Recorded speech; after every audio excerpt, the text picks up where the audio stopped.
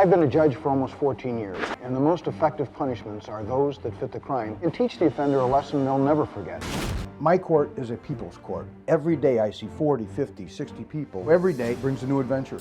When I first went on the bench, I saw people that would commit one offense. They might be fined for 2 or 3 more months, come back again, and it would repeat and repeat and repeat. There had to be a better way.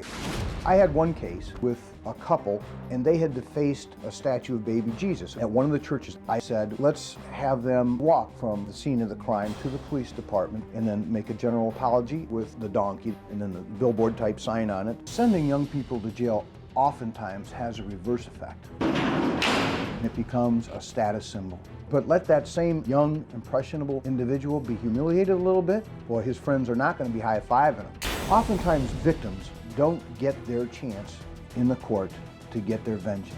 So here's your opportunity. I'm going to give you that chance. Nothing in this world is 100%, but with the success rate that we've had, it's amazing. It's a lesson, and you hope that it's a lifelong lesson. Now, Judge Cicconetti has been the judge of municipal court for 14 years. Okay, so you had 2 teens that put 666 on a nativity scene. So you had them lead a donkey through the streets with a sign that says, "Sorry for the jackass offense." You had teens that flattened the school bus tires, so you had them throw a picnic for the school children. These boys let the air out of the school buses. They had to call school off that day. And I tell them, you are not going to deny these little kids their school picnic. So instead of sitting in a jail cell or doing some probation and going to see somebody, you had them do something relevant to their offense. They make good. Well, it was relevant because they wrote out the invitations, they paid for the picnic, they supervised the picnic, they served the food at the picnic, and you know what? Everybody had a great time. Those kids are off to college. They have never been back. All right.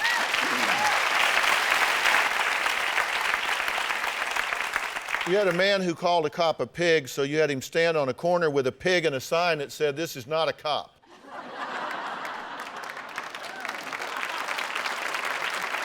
You say that sometimes your stated goal is to humiliate and embarrass them. So what?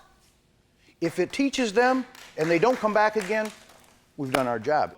Do you have a story or a question for me? Click the link in the description and tell me what in the world is going on.